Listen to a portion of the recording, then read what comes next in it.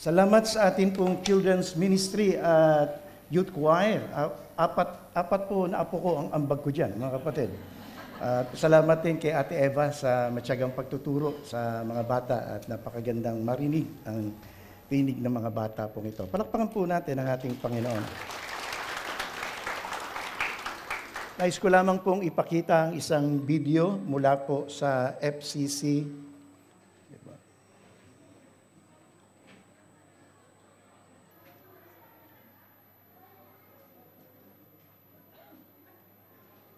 Mula po sa FCC Manila sa naganap na sunog noong July 2 sa FCC Manila.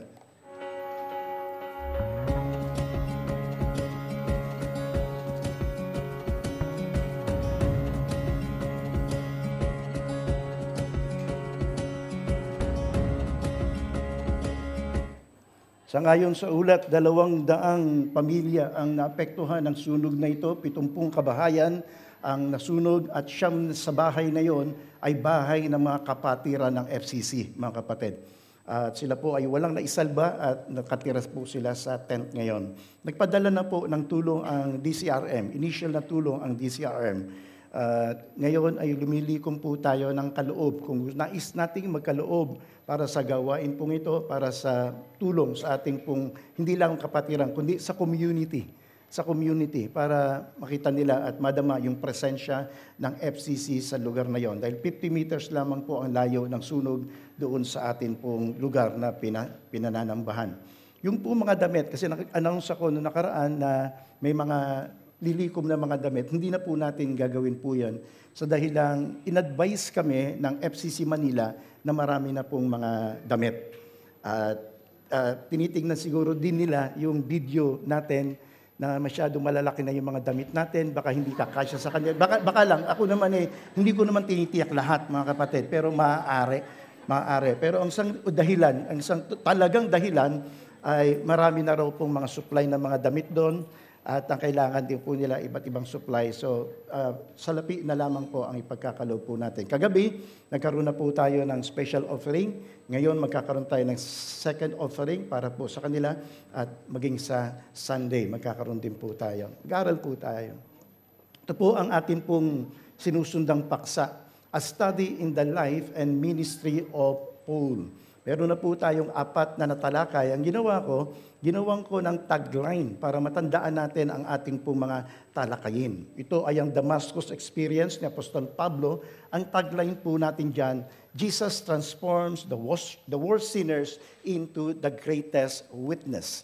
Ang pangalawa naman po ay ito naman yung kay Ananias, nung siya ay nag-antay hanggang sa isa isugo. So ang tagline po natin dyan, God prepares before He sends. At yung pangatlo, ito naman yung naligtas yung jailer, nakakulong sila, si Silas, at ang tagline po natin dyan, trials may rise, but faith will rise.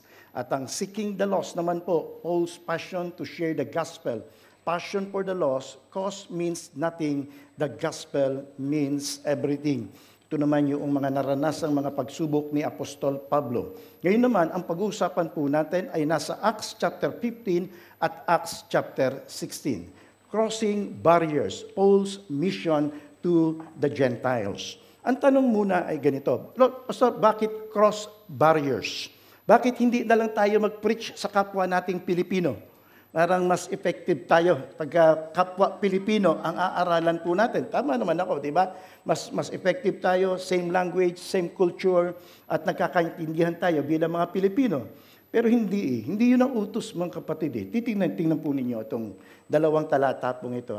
Sa Matthew chapter 28, verses 19 to 20, binanggit po dito yung time. Ibig sabihin nito, yung end of the age. Go therefore and make disciples to all nations, baptizing them, to all nations, baptizing them in the name of the Father, the Son, and the Holy Spirit, teaching them to observe all that I commanded you, and lo, I am with you always, even to the end of the age. Ang bibinanggit dyan, end of the age. Ibig sabihin, time yan. Hanggang kailan ka magpipreach. Hanggang kailan ka mangangaral ng gospel. Ganun din ang sinabi sa Matthew chapter 24, verse 14. Hanggat hindi dumarating ang wakas, hindi katitigil. Yun ang point dyan. Time. Pangalawa naman, mga kapatid, ang Acts chapter 1:8, yung kanina, end of age, time. Ngayon naman, place, lugar naman, ends of the earth. Ang tanong ito, may end ba ang earth? May dulo ba ang mundo? Mundo'y bilog. Mundo'y bilog. So ano yung dulo ng mundo?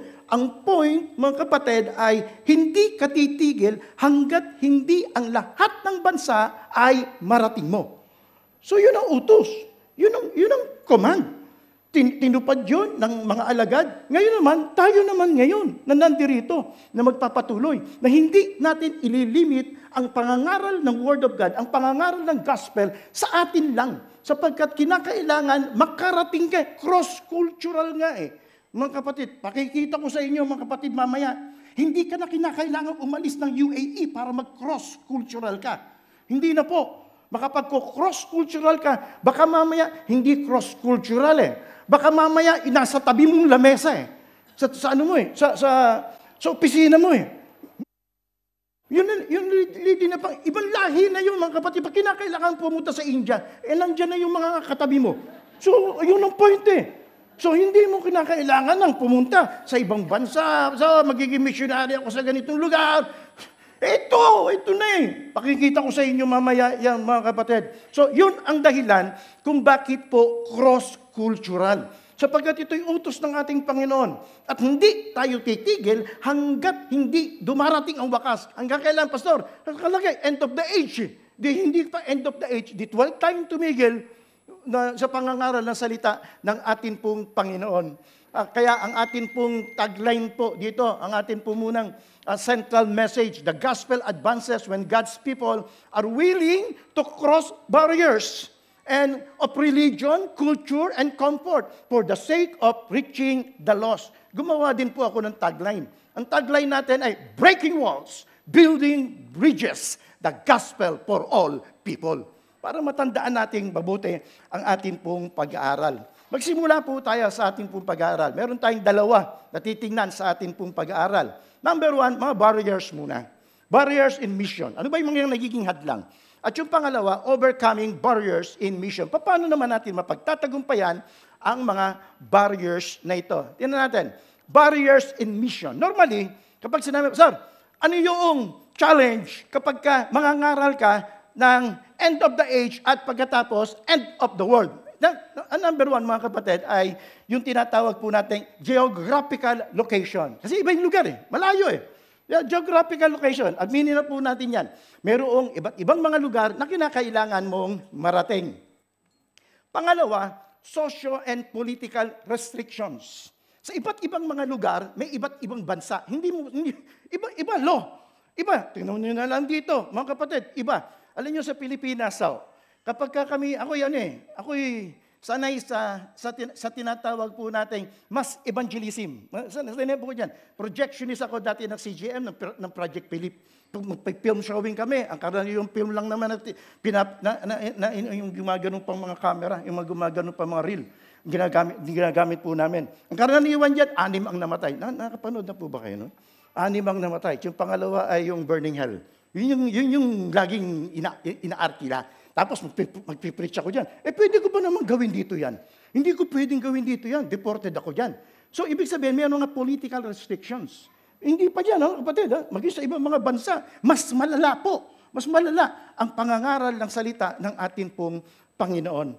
Ngayon, sa passage po natin, mayroong mga tinatawag natin mga barriers. Yun ang pag-uusapan natin. Nangyari po yan sa Acts chapter 15. Unang-unang barrier ay religious barriers. Sa religious barriers, isasama ko na yan yung tinatawag nating spiritual, isama na natin ang cults, isama na natin ang occults, isama na po natin ang iba't ibang mga, sabihin natin, paniniwala at pananampalataya. Alam po ninyo, mga kapatid, sa statistics, kung ilang relihiyon meron sa buong mundo, 4,200. 4,200. Lahat yan na relihiyon na nagsasabi, sila tama. Lahat yan. Kagarantiyan ko kayo. Lahat iba't ibang uli. Merong 8 na major religion. Pero kung titingnan daw po natin, iba't ibang churches, iba't ibang denomination, bodies, tribes, culture, iba pa. Hindi pa siguro nakasama yan yung iba't ibang mga kulto. Hindi ko alam kung kasama dito yun sa Davao eh. Pero nakalagay dyan, 4,200 religions, mga kapatid. Iba't iba po, mga tinatawag nating iba't ibang pananampalataya, pati ang sama na natin dito ang mga occults. Ito naman po ang distribution yan. Sa Christian, pag hinati mo pa yan, hindi ang evangelical yan. Marami ho yan. Marami yan. Kasama dyan ng Catholics, kasama dyan ng Anglican, kasama dyan ng Orthodox. Yun, lahat yun. Kabuuan na po yun. Mga Christians po yan. Ang tawag po dyan ay mga Christians. So, yan ang challenge. Yan ang problema po na hinaharap po natin. Yung religious barriers. Ngayon sa passage natin, tingnan natin ang passage natin. Ito ang problema. Ito ang problema. While Paul and Barnabas were at Antioch of Syria, some men from Judea arrived and began to teach believers. Merong mga from Judea. So ito galing sa Jerusalem, galing sa Israel, na nagturo sa kanila. Ito ang turo, mga kapatid. Ang tindi. Unless you are circumcised as required by the law of Moses, you cannot be saved. Mga ano po ito ang karikula ko nito, hindi naman talaga legit sila ng mga Hudyo, pero mga Christian na sila, mga sumampalataya na sila sa ating Panginoong Hesus. Sumampalataya na. Pero para sa kanila, hindi pa sapat yun. Hindi pa sapat yun. Siguro pinagtaas nila yung mga tao. Sino rito ang mga hindi patuli? Sabi ko na walang tataas ng kamay eh. Ganun kaya. Sino rito ang mga hindi, siguro hindi ko lang, sino rito ang hindi pa mga tuli?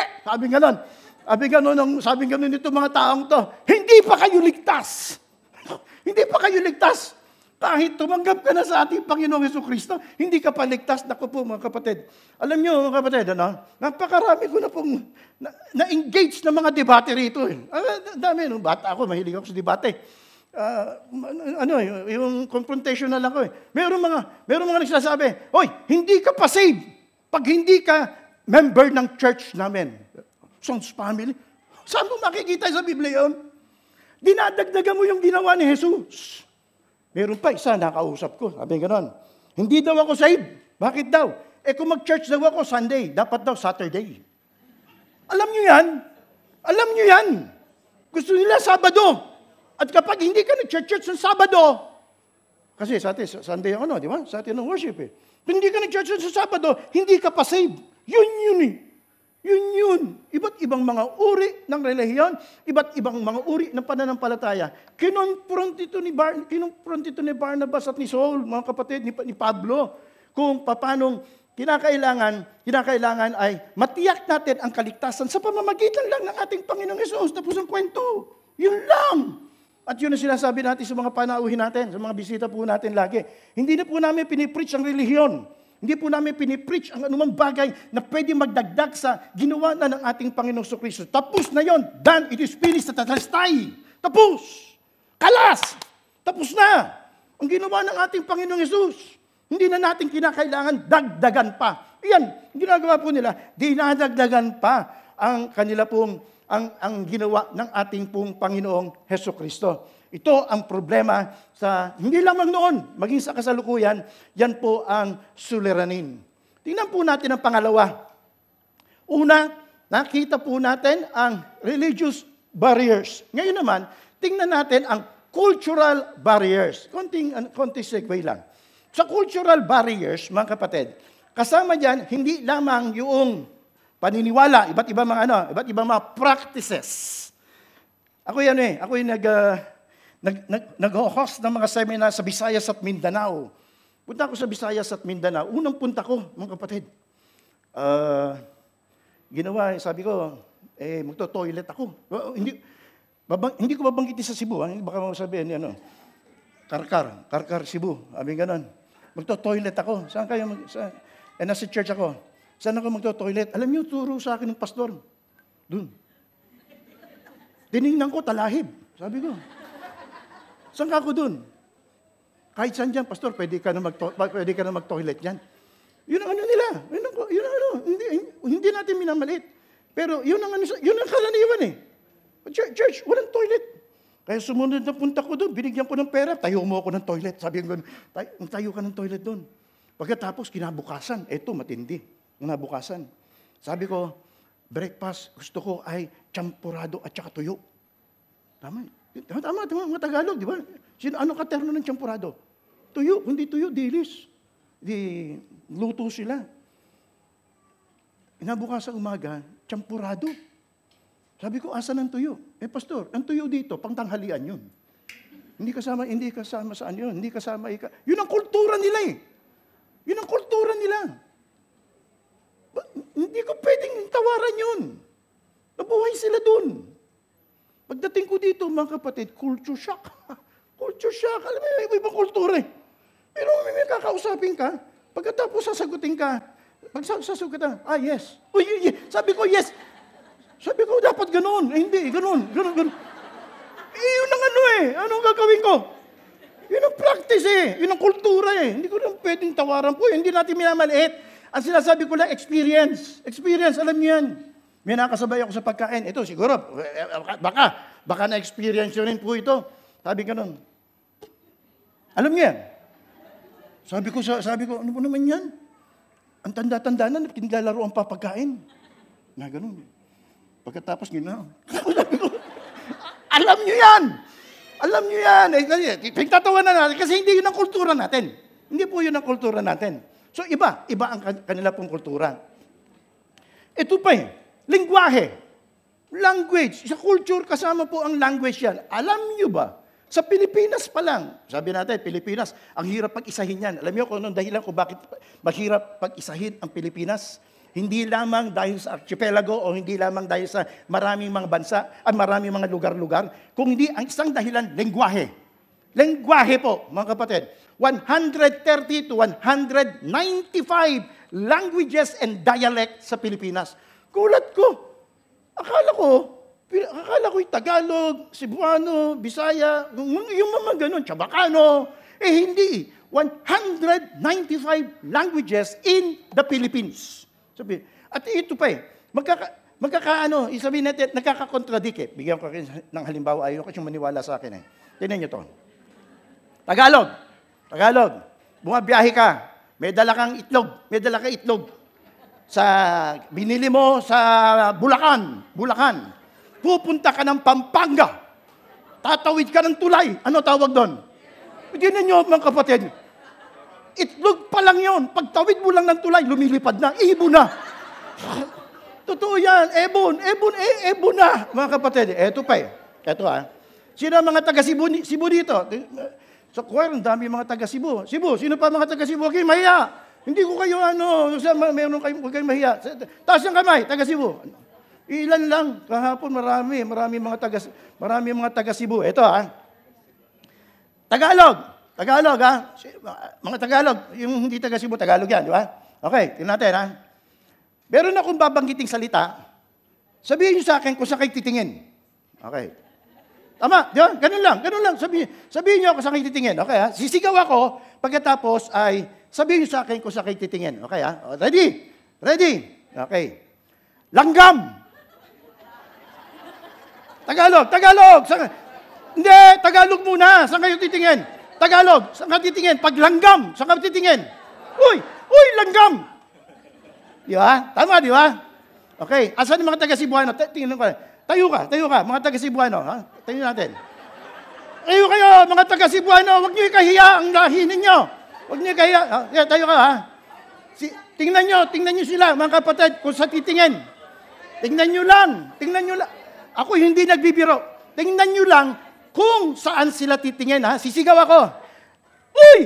Langgam! Salamat ng marami.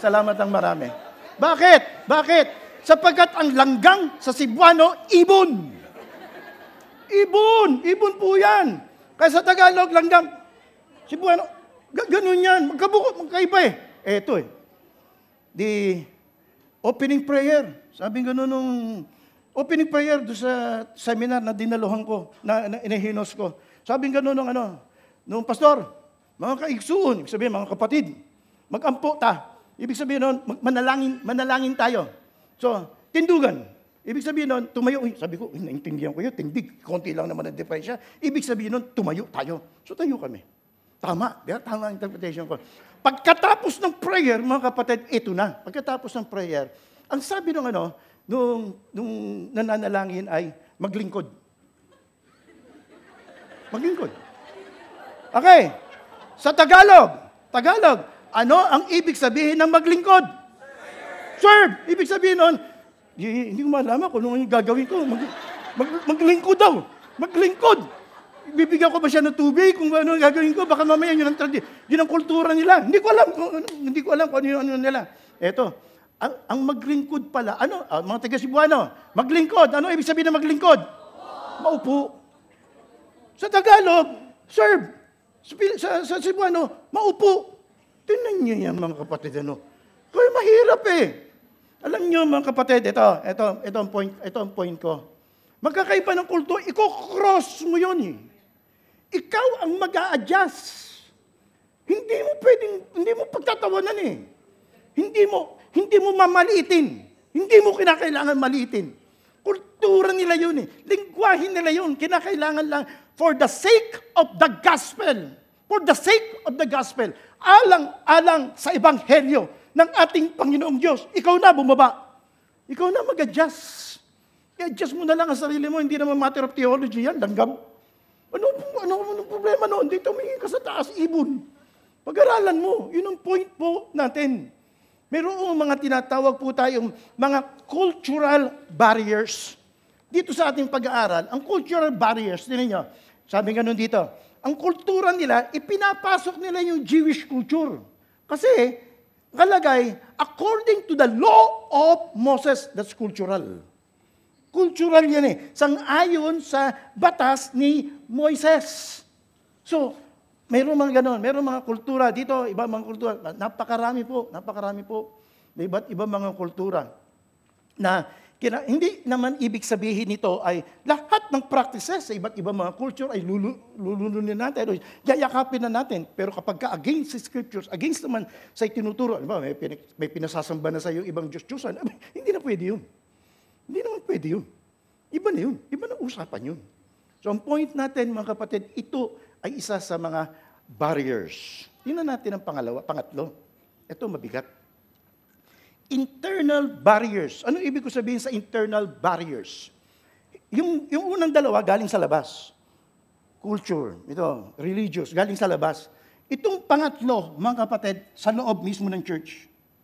Internal barriers. Na nagiging hadlang para ipangaral natin ang Word of God. Para ipangaral natin ang gospel. Tingnan niyo kung ano nangyari. Tinagalog ko, 2 and 7. Mahigpit itong tinutulan ni Pablo at Bernabe. Naging mainitan, dalawang beses binanggit Naging mainitan ang kanilang pagtatalo. At pagdating sa verse 7, pagkatapos ng mahabang pagtatalo, yung una, mainitang pagtatalo. Pagdating sa verse 7, mahabang pagtatalo. Tiningnan ko kung ano ang context ng mahabang pagtatalo. Sa palagay ninyo, gaano katagal sila nag-discuss?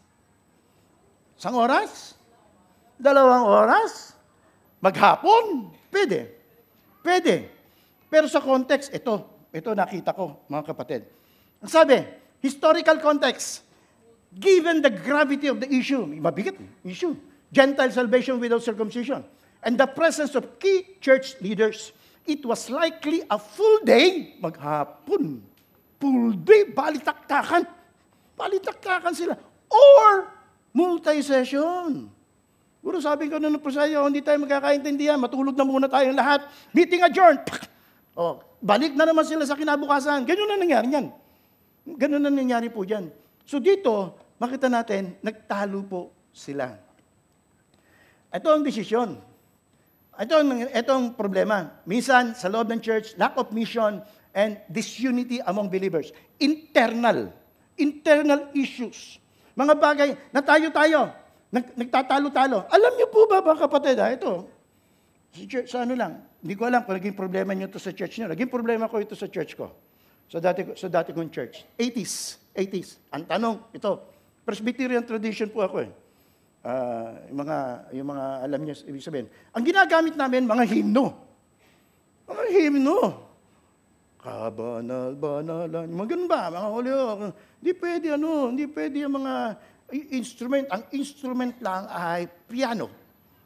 Piano lang po yan. Organ. Kung pwede, gitara. Ito. Naging popular ngayon, praise and worship. Ang tanong ay ito. Gagamit ba tayo ng drum set sa loob ng church? Bali taktakang umati ka buo. Napakarami na kaya ng ating church dahil dyan.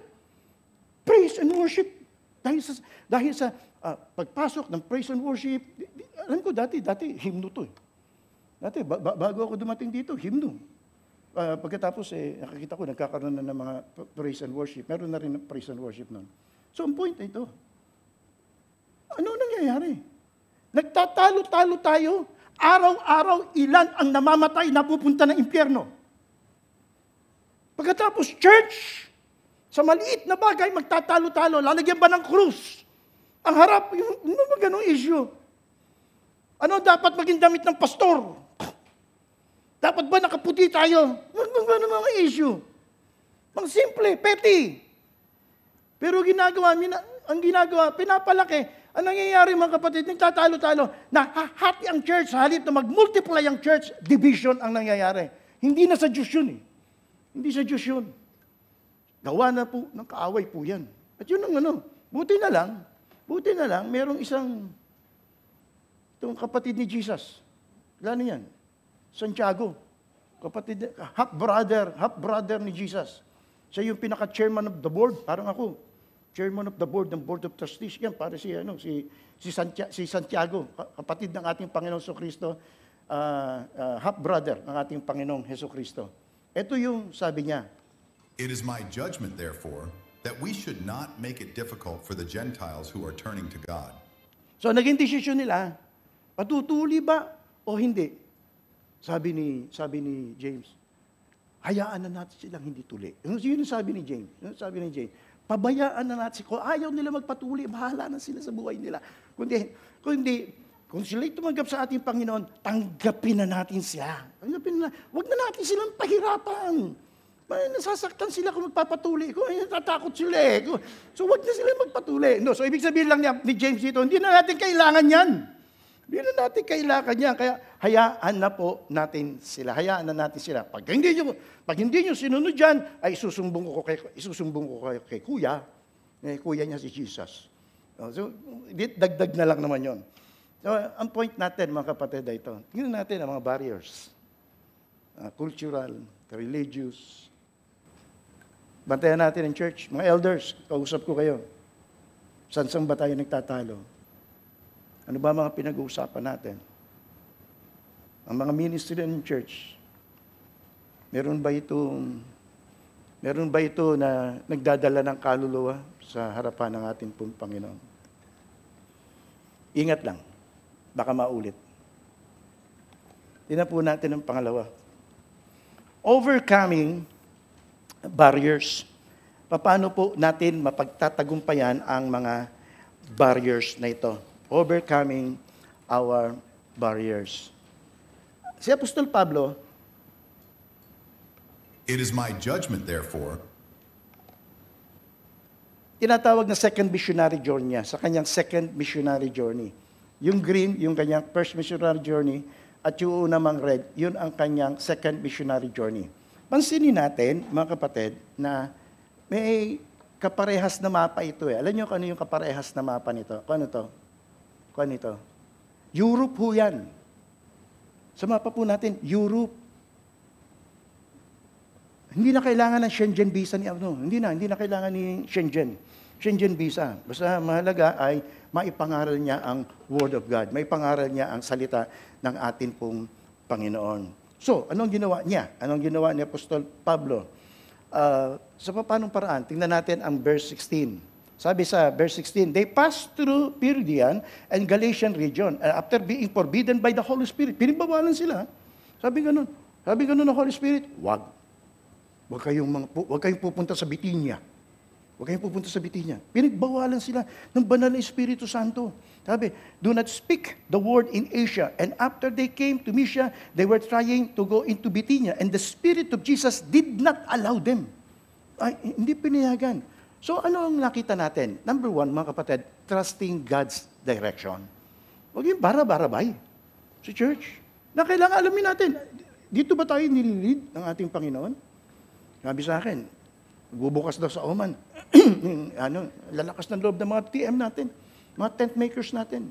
Sabi natin, sige kapo, hinugin natin ito sa panalangin. Humingi tayo ng direksyon sa atin pong Panginoong Diyos. Sa totoo lang po, mga kapatid, 2008 o 2009, nagkaroon ng Vision FCC. Dalawa. Number one, makapagtayo ng FCC sa 7 Emirates. At ngayon po, mga kapatid, praise God, meron na po tayong 9 churches sa buong UAE. Lahat ng Emirates, meron na po FCC. Palakpakan po natin ang Panginoon. Praise God. Pangalawa na po nating vision ay ito. Mag-cross-cultural tayo. Magkaroon ng mga member ng FCC na ibang lahi. Kaya, noon, ang worship service ng FCC, Friday ng tanghali lang. Kaya nagkaroon ng gabi, international worship service, isang taon, ako nag-preach nun, English. Wala pang AI nun. Kung may AI na, madali yan. So, sabi nga natin, kumuha na tayo ng panibagong pastor. Kasi kumuha kami ng panibagong pastor. Yun nga yung pagdating ni Superman, mga kapatid. Yan pala ni Pastor Benhar. Pastor Benhar ngayon. So, ang natin ay na makapag-cross-cultural tayo. Yun ang pangalawa. Hindi pa po natutupad yan. Hindi pa natutupad. Pero alam ko, hindi lagay sa puso ng mga dating mga elders natin yan nang wala lang. So ito gusto natin. Kapagtayo tayo ng mga home group sa, kapagtayo tayo ng mga Malayalam. Pwede, di ba? Mga Brazilian, ganyan. Mga Spanish bread. Mga Spaniards. 202, imagine, kapatid, 202 nationalities ang nandirito. 202 iba't ibang bansa ang nandirito. So, trusting God. Yung pangalawa, responding to God's call. Tinawag ngayon sila sa Macedonia, and a vision appeared to Paul in the night. Men of Macedonia was standing and pleading with them and saying, "Come over to Macedonia and help us." When he had seen the vision, and he immediately, agad-agad sought to live. So responding to God's call. Malino na Tinatawag kami na pumunta sa Europe. Antimano, mga kapatid, hindi na sila kumuha ng visa. Dire-diretso na po sila. Pupunta na po agad sila sa iba't ibang panig ng Europe o Macedonia at that time, despite ng mga persecution na kanila pong nararanasan. Anong point natin, mga kapatid? Ang point natin ay, ang pagbabahagi ng salita ng ating Panginoong Diyos ay cross-cultural. Yan. Hindi lang sa sarili po natin. Okay, nung dumating ako dito, sabi ko, sanay ako sa Pilipino, sanay ako sa Tagalog. Pinakamababa akong grade, English. Kaya sabi ko, Pilipino. Pero hindi pala. Nilagay tayo ng Diyos sa isang strategic na lugar para abutin ang ibang lahi. Cross-cultural. When he had seen the vision, ito naman, he immediately sought to leave for Macedonia, concluding that God had called us to preach the gospel to them. So expanding the kingdom of God. Ito na yung pagpapalaganap ng salita ng ating Panginoon. The early church mission expanded not by comfort, but by crossing barriers. From Jerusalem, Judea, Samaria, and Europe, from Jews to the Gentiles, from familiar custom to unfamiliar people group. Narinig niyo na po ba ito? 1040 window. Narinig niyo yung 1040 window? 1990 yan. Noong 1990, mayroong tinawag ang isang missionary na 1040 windows. Ibig po sabihin ng 1040 windows, noong 1990, It covers North Africa, Middle East, Asia, Morocco, lahat yan. Ha? Tingnan natin mamaya sa mapa yan. Ano yung mga nandirito? 5 billion people live in this region. 90% of the world's unreached people groups are found here. These are the ethnic group like little had no access to the gospel. Ito yung mga major world religions nandirito. Islam, Hindu, Buddhist. Limited access to the gospel at yung mahirap ang buhay. Ito yan. Ito po yung 1040 window. China, Afghanistan, India, Oman, Yemen, Sudan, Chad. Lahat po yan. Mga 1040 windows. Pero, ito ang take note ninyo. Naging eye-opener lang sa akin dito. Tingnan ninyo kung ano ang bansa na nasa gitna.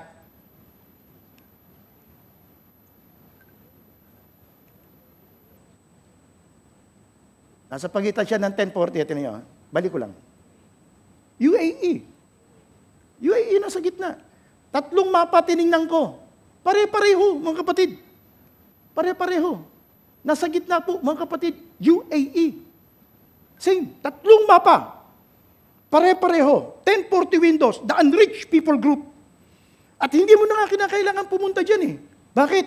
Nandito na sila eh. 202 nationalities nandirito. Ano gagawin natin? Andito tayo ngayon. Strategic na lugar. Ano gagawin natin? Mangangaral lang tayo sa sarili po natin. Kaya iniisip ko nga, siguro hindi lamang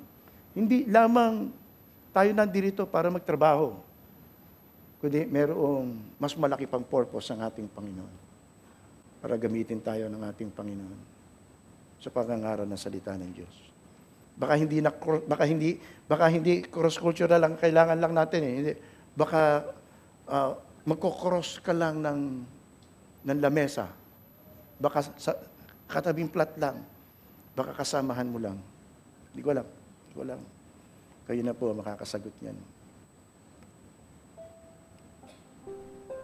Let us not make it difficult for anyone to come to Jesus.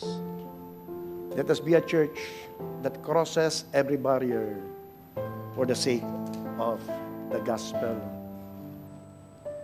The gospel advances when God's people are willing to cross barriers of religion, culture, and comfort for the sake of reaching the lost. Sabay-sabay po natin with conviction na banggitin po natin ang atin pong tagline. 1, 2, ready, read. Breaking walls, building bridges, the gospel for all people. God bless us, mga